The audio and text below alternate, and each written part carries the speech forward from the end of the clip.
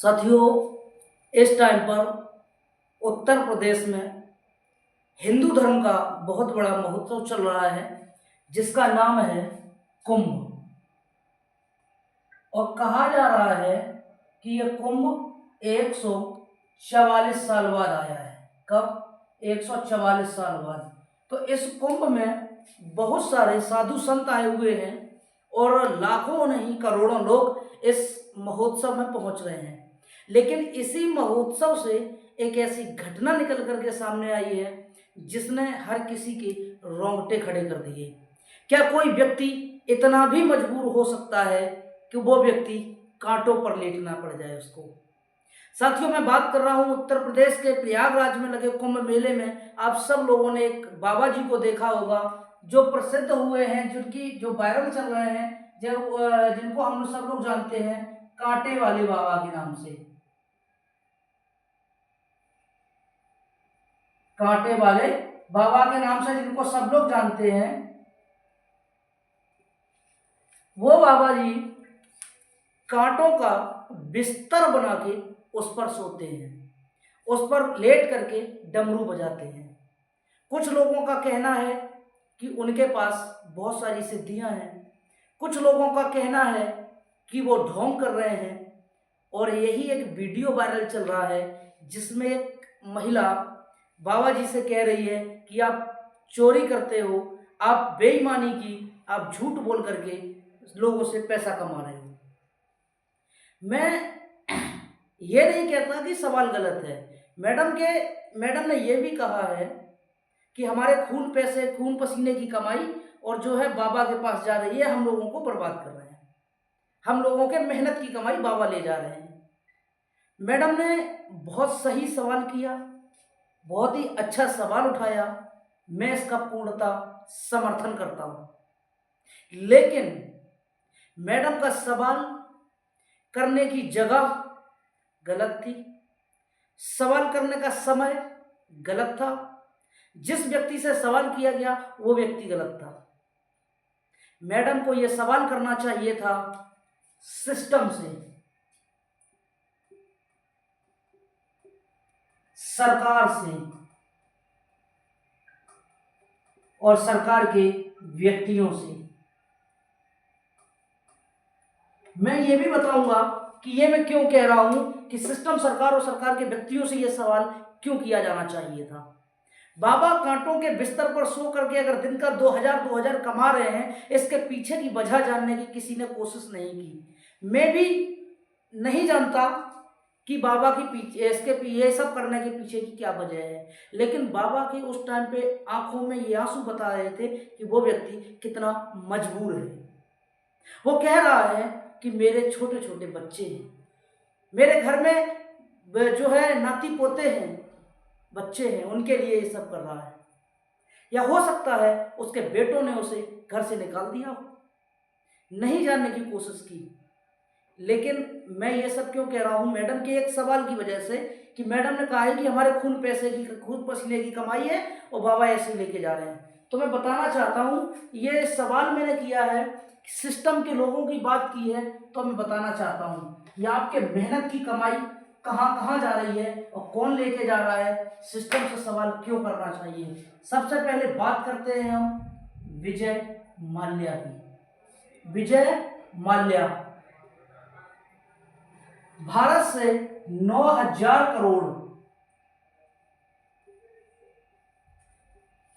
करोड़ का किंगफिशर का कारोबारी, जो वाइन बियर बनाने की कंपनी है, वो विजय माल्या बैंक से 9,000 करोड़ रुपए लेकर के विदेश भाग जाता है। कोई सवाल नहीं करता क्या उसके मेहनत की कमाई थी? हम लोगों के टैक्स की कमाई थी, हम लोगों के द्वारा भरा हुआ टैक्स था। इसके बाद में ये कार्रवाई यही नहीं रुकता है, इनके बाद में चले जाते हैं नीरव मोदी।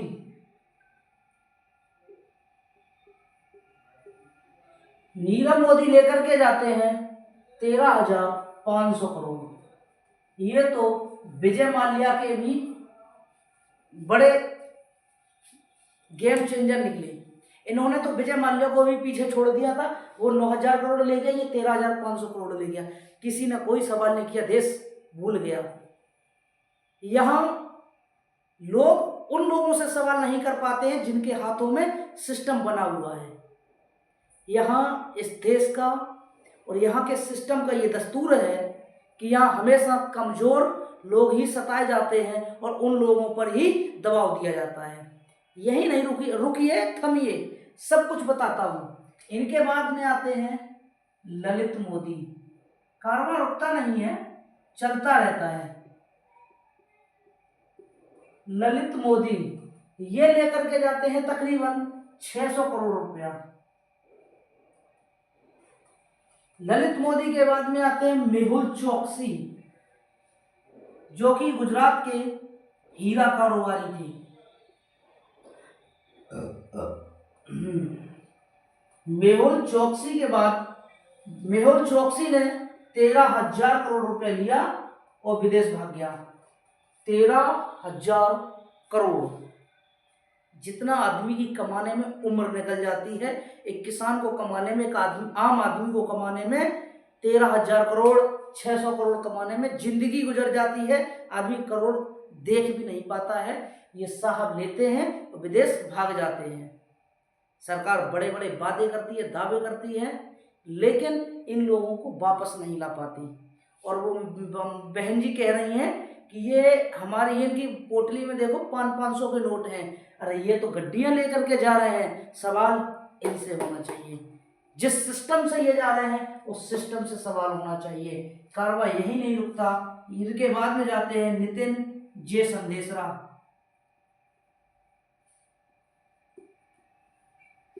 नितिन जे संदेशरा ये लेकर के जाते हैं तकरीबन 5,000 करोड़ रुपए। भाई ये हजारों करोड़ों में बात होती है। ऐसे पता नहीं कितने लोग होंगे, सबका नाम लिख रहा हूं। ये सारे लोगों को भगोड़ा घोषित किया गया, ये भाग गए। संजय कालरा,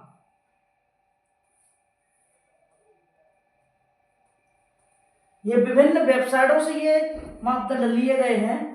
ये 12,000 करोड़ रुपए लेके गए हैं।